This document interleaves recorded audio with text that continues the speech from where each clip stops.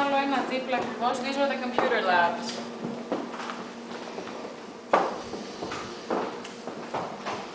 And how many of these you have?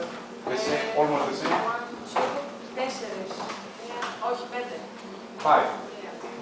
Τους χωριστώ. 1, 2, 3, 4. 5. We have 5 computers. 5 computers, almost identical. Εδώ είναι τα συνάδελφοι μέσα από το τμήμα IT. Το θυμάμαι, γεια σου. Γεια σας. Κύριε Γιαννακόπουλο. Καλά, εσείς.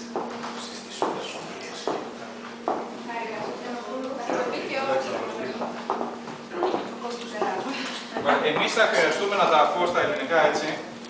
Θα χρειαστούμε 7 αίθουσες, το λέω έτσι, 7 χώρους με 7 computers η κάθε μία. Μάλιστα.